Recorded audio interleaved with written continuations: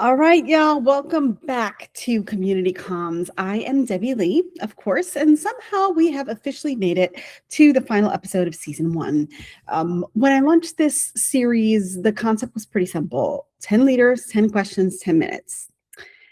I think my shortest episode so far was about 23 minutes.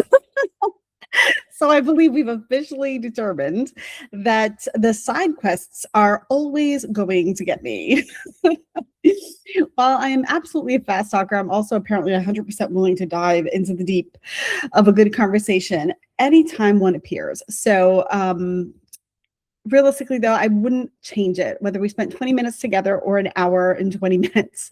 I'm so grateful for every guest that hung out here with me over the last several weeks. And I wouldn't trade the time that we spent, the stories shared, or the lessons that I learned along the way for anything.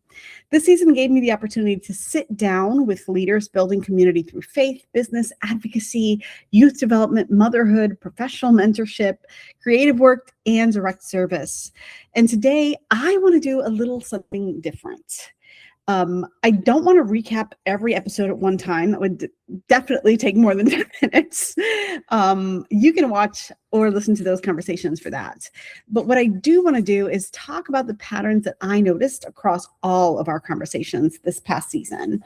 The ideas that connected people who on the surface were doing very different work to the heart of community. That is something that is so important to me. And because that's where I think the most useful lessons live. Before I want to get into those lessons, I want to answer one question that really matters. Why me? Why did I create Community Comms? And what makes me qualified to talk about community and leadership? See, my career didn't begin through a traditional marketing path. I started in customer service and call center environments, including the energy industry, where communications were always immediate. You didn't have to, you couldn't wait 6 months for a campaign report to know whether or not your message worked. You could hear it on the phone immediately. You learned really quickly how people were going to trust you, what made them feel dismissed or confused, and what things you could do to make somebody feel like they'd really been heard. And from there, I moved on to training and leadership and marketing and digital communications and community engagement and organizational strategy. Over time, I worked my way from being a call center representative at an energy company back in 2013, all the way up to being a director of communications in the telecoms industry. And throughout much of that journey, I worked around the direct selling and network marketing area, primarily on the corporate side.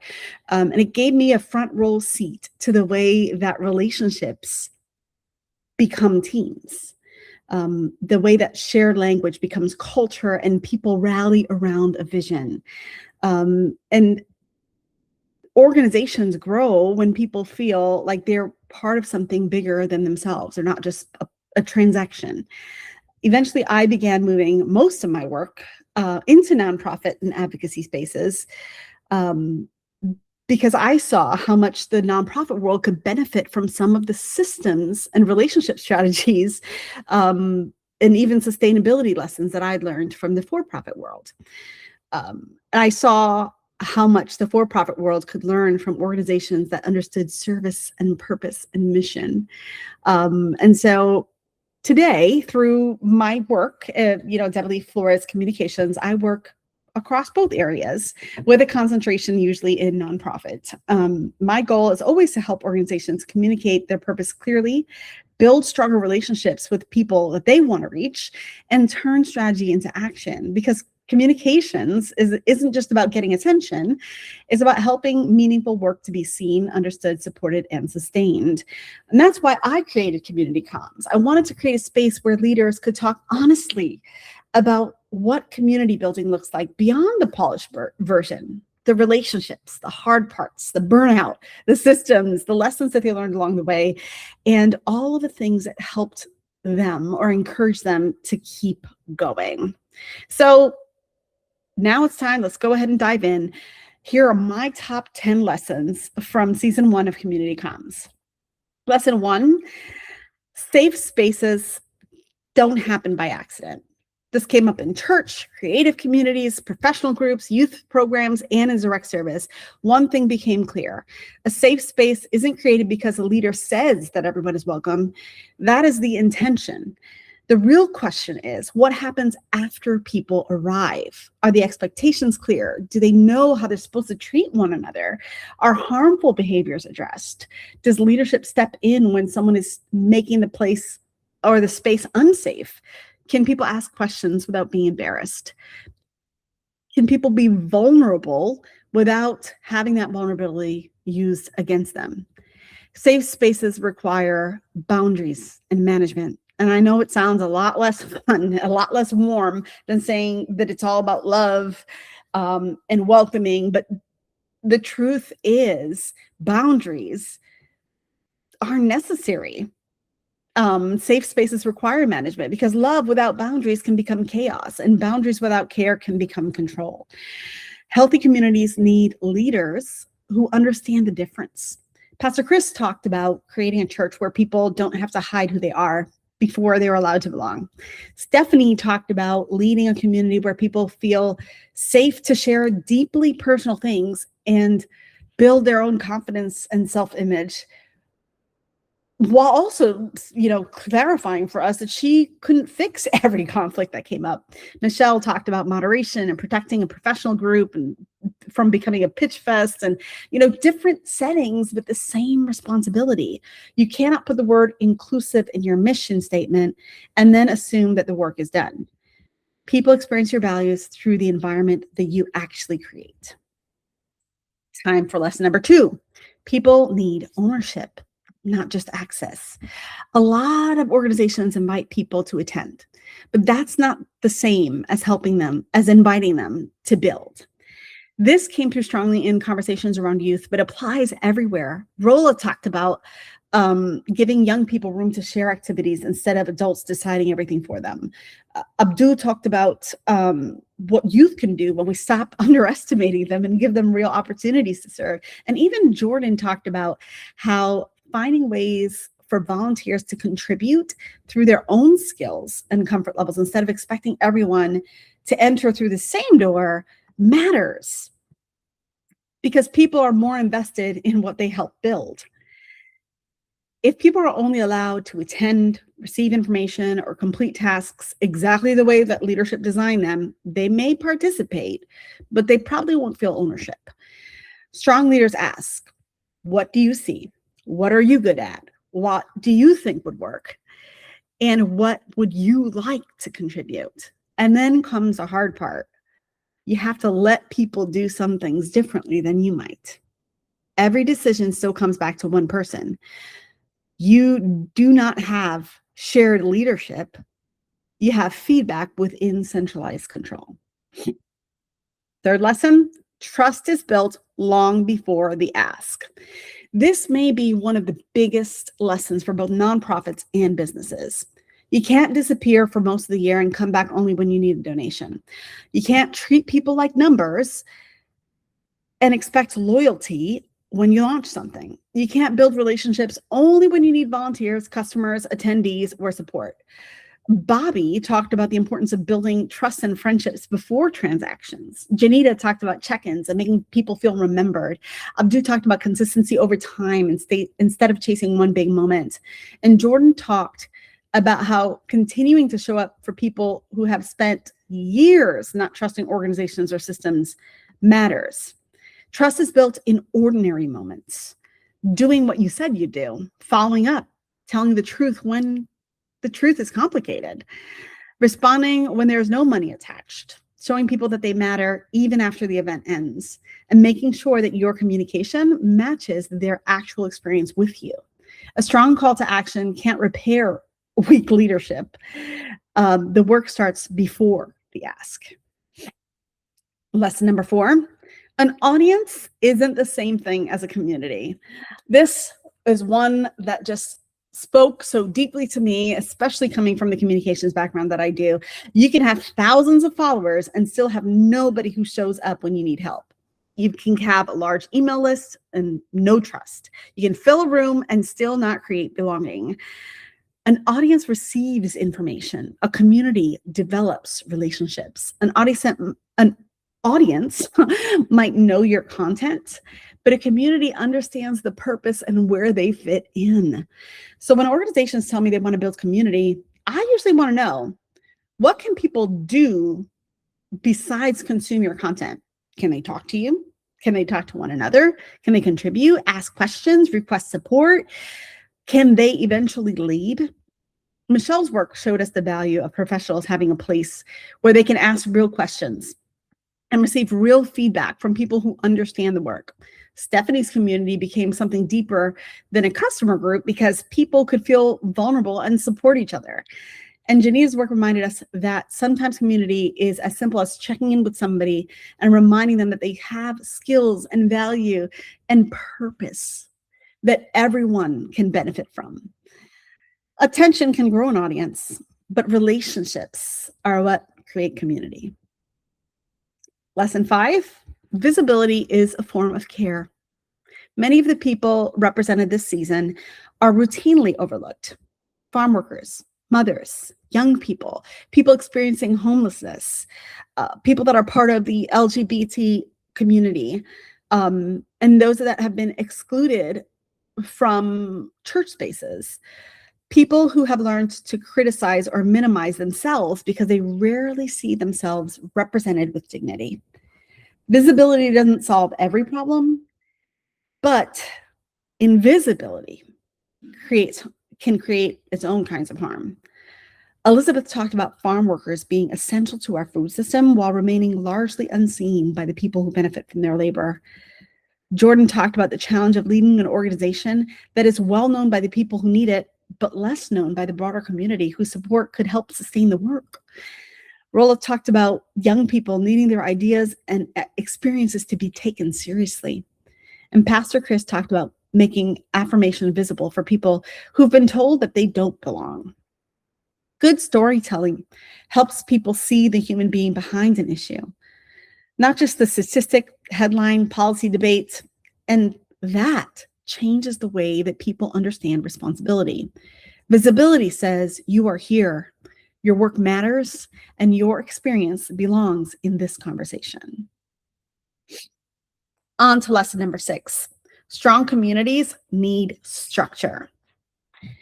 This is it, guys. This kept coming up for me over and over again. Good intentions are not a system. Passion isn't a process. And being a caring person doesn't automatically make someone an effective community leader. Strong communities need structure. That might mean a clear onboarding process, community guidelines, defined volunteer roles, a consistent meeting schedule, follow-up system, clear way for people to ask questions and get more involved. Michelle talked about onboarding. And making sure members know exactly how to use the resources available to them. Stephanie talked about boundaries and accepting that leadership doesn't mean solving every problem. And Jordan talked about boundaries as something that protects both the leader and those being served. Abdu talked about consistency and building something that people could rely on. Structure doesn't make community less human. Good structure makes care sustainable. It protects the mission from becoming dependent on one exhausted person, and it gives people a new way in. It allows the work to continue even when a leader needs to step back. Lesson number 7, service shouldn't make the person serving the hero. This is a really important one. Sometimes people enter service thinking that they are there to help somebody else. But strong community work is more reciprocal than that. Jordan said something that stayed with me. Their role is to walk alongside people, not take over their lives. That is a very different mindset from assuming that you know what's best for someone else. Abdu talked about youth growing through service. Elizabeth talked about advocacy, beginning with listening. And Rolla shared stories about how much students also poured back into the leaders who supported them. Service isn't about entering someone else's story as the expert. It's about relationship. It's about respecting people's agency and recognizing that the person you're serving may understand their own life better than you do. And it's about being open to the possibility that you may walk away changed as well. If service only reinforces the belief that we are the helper and someone else is the person who needs help, we're probably missing the deeper lesson. Lesson number 8, participation has to feel possible. A lot of organizations say, get involved, but they don't clearly explain what that means. Or the only option requires a major time commitment, specialized knowledge, or a level of comfort that people don't yet have. Jordan gave a great example of doing this differently. Not everyone is ready to walk into an encampment. Some people may want to help in an office. Some might have accounting skills or provide transportation or organize donations. Some might be really great at fundraising. And some people who begin in a lower pressure role may eventually become deeply involved because they had some time to build relationships first. That is good community design. Janita talked about building with what you already have. And Elizabeth talked about beginning with one action, one ethical choice, or one conversation. Rolla talked about reaching people personally instead of you assuming a mass message would be enough. And good communication doesn't just say, you should care. It answers, what can I do? Where can I begin? And is there a place for someone like me? Does my contribution matter, even if it's small? And the answer to all of those things should be a resounding yes. Lesson number 9, community builders need restoration, not just resilience. We use the word resilience a lot, and resilience matters, but sometimes resilience becomes another way of telling people to keep absorbing more, keep carrying, keep working, pushing through. This season reminded me that leaders need places where they are not responsible for everyone else. Pastor Chris talked about music and woodworking, and Stephanie talked about gardening, and Rolla talked about finding ways to be around the community. Elizabeth talked about boundaries and celebrating small victories, and Michelle talked about the intensity of building a business and the need for faith, peers, hobbies, and perspective. Jordan talked about therapy, family, friends, theater, and even getting her nails done because it created a period of time where she could physically not answer the phone. The lesson is not simply practice self-care. It's that emotional work requires recovery. And if leaders are expected to remain responsible for everyone else all the time, rest is not a reward after burnout. It has to be a part of the way the work is structured. And my 10th lesson from this season, the strongest communities are built through invitation, not pressure. This may be the thread underneath the entire season. The strongest leaders weren't forcing people into belonging. They were creating clear invitations, an invitation to serve, learn, lead, ask for help, contribute, whatever it is that you do know, an invitation to come closer to a person or community that you might not understand yet. Abdu talked about the energy that exists where bubbles touch. And Pastor Chris talked about removing barriers. Janita built the kind of support that she wished that mothers could have. Michelle created the professional mentorship she didn't have early in her own career. And Stephanie created a community where people could see themselves differently. Elizabeth gave us practical ways to enter advocacy. And Jordan showed us that people can contribute in more than one way. Urgency might get attention. Pressure might create a short-term response, but invitation gives people room to choose. And people are more likely to stay connected to something that they chose to be a part of. Those are the 10 lessons that I learned across season 1. But before I close, I wanted to give you 3 lessons from my own leadership and community building journey, because I didn't create this series. Start again. I didn't create the series only because I know interesting people, although I really, really am fortunate to know a lot of interesting people, as you've seen this season. But I created it because community has shaped almost every part of my own life. Professionally, personally, spiritually, and geographically.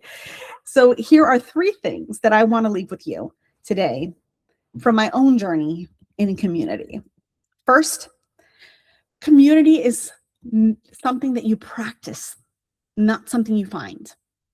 When my family moved to Tennessee, we started over. We didn't grow up here. We didn't have generations of family nearby. We didn't arrive with a built-in circle. And I learned pretty quickly that waiting for community to discover you can become a lonely process. At some point, I had to stop asking, where are my people? And I had to start asking, how can I help create that belonging? Over time, we found meaningful community through the Moms in the Middle nonprofit, through Murfreesboro Muslim Youth, through First Cumberland Presbyterian, volunteering with neighbors and organizations that welcomed us and gave us opportunities to contribute. But those relationships still required our participation, to show up, to follow up, to accept invitations, make invitations, and let people get to know us. And I've spoken with people that say that they couldn't find community. Sometimes the problem is absolutely that the right places are hard to find. Some people have been excluded and hurt, and some are very cautious for so many really good reasons. But sometimes, after listening for a while, I realized that they are looking for a finished community to receive them while doing very little to help build one. And I say that with love. At some point, community becomes reciprocal, and you have to answer the text, the invite. You have to show up more than once. And sometimes you have to be the person who makes the invitation. We receive community, but we also have to learn how to be community to someone else. My second takeaway or lesson from my own journey is build what you need. Sometimes the community you're looking for doesn't exist yet. Or maybe it exists, but there's still a gap, or a person that's not being invited, a need that's not being met, a type of support that you wish someone had offered you. Our family has hosted more than 25 international students from Egypt, Nigeria, China, Japan, Spain, France, and Ghana. And one thing that we learned is that arriving in another country can be both exciting and isolating at the same time. Your family's far away, the culture's different, the systems are unfamiliar, and sometimes people are kind but still don't understand what you're experiencing. So we tried to create a landing space, not by asking people to erase where they came from, but by making room for who they already were. We listened, learned, shared meals, celebrated traditions, laughed through cultural misunderstandings. And somewhere along the way, the people who started as students became family. For 3 years, we also hosted a college student small group through our church that we were at before. And since 2022, we've hosted open community Thanksgivings. The invitation is simple. If you're in Middle Tennessee and don't have family nearby, if you're estranged from family or you can't travel, or if you simply just don't have a place that you feel comfortable celebrating, there's room at our table. Some years it meant 5 or 10 people. Some years it was 30 or 40 people, but the number was never the point. The point was to make sure that people knew the invitation was real. You don't always need a nonprofit. You don't always need a program. Sometimes community building begins with a table and a clear invitation. Build what you need. Build what you wish existed, and build what makes the table longer. And my third lesson today, you can't lead people somewhere that you're unwilling to go. As a leader, it's not enough to talk about the vision. You have to live it. If you say you value community, people should see you participating in your community. If you say you value service, you should be willing to serve. If you say that everybody's welcome, people should be able to point to the decisions that make that true. And if you ask people to volunteer, you should understand that their time costs them. If you ask people to trust you, your behavior should give them a reason. If you say you want shared leadership, you eventually have to let other people lead. My years in corporate leadership, direct selling, nonprofit work, volunteer spaces have all taught me that people notice the gap between what leaders say and what leaders do. No amount of polished messaging can permanently cover that gap. Your values can't live on a website. They have to show up in your calendar, your relationships, your decision, your budget, and the people that you invite into the room. And the way that you respond when you're living those values, it's gonna be inconvenient, because that is when people find out whether or not your values were real. And that is what I really hope that people take away from this season. Community is not just one thing. It changes, it grows, it morphs over time. It looks different in different seasons. Some communities are professional, some spiritual, some built around service, identity. Some begin because people are trying to solve a problem, and some begin because one person decided that there should be room at the table. But community is not optional. We need people. We need places where we are known. We need relationships that challenge us and spaces where we can contribute. We need people to celebrate our wins with, and those who sit with us when things are hard. Opportunities to build something bigger than ourselves. But community, it requires participation. It requires us to move beyond the default, beyond the people that we grew up with, those who are related to us, those who already think like us, or the people that we already understand. And those relationships can be beautiful, but if we never move beyond them, we miss so much of the meaningful relationships that are waiting for us. So many of the amazing relationships that I have in my life right now those people didn't have to be there. They chose to be. And there's something incredibly beautiful about chosen community. People who show up not because the tradition requires it, not because family ties force it, but because relationships matter to them. And that is what I've had the privilege of seeing through every organization and leader featured this season. Different faiths, different industries, different missions, different life experiences, and still so many shared values: care, dignity, service, trust, belonging, hope. I am so incredibly grateful to every guest who trusted me with their story, to everyone who watched and listened, shared an episode, and everyone who reached out to me to tell me that a conversation made you think differently.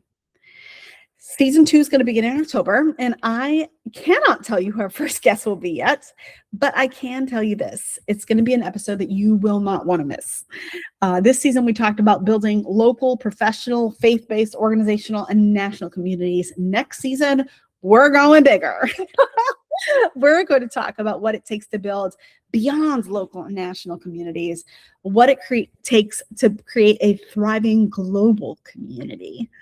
And I am so, so excited for that. For those of you who know me, I would love for you to drop your best guesses in the comments. And maybe I'll share a little teaser later this month of who our first guest of season 2 will be. And while Community Comms is a series of its own, it's also part of a much larger communications ecosystem. Through my business, Debilee Flores Communications, I help nonprofits and small businesses and mission-driven orgs build strategies that connect their message, content, storytelling platforms, and audiences. If you're building something that's meaningful, and you need help developing a strategy that strengthens your community and supports sustainable growth, go onto my website and click. There's a button at the top that says find your strategy. Just go ahead and click that, fill out the form, and I'd love to have a conversation with you to see how I can contribute to helping you build a successful community of your own. And if you have just simply enjoyed these conversations and you want to help me continue creating free resources like this one and some other resources that are available on my website, you can go ahead and, support the work through Buy Me a Coffee. I'll drop that link in the comments for you. It's just buymeacoffee.com/Debilee Flores.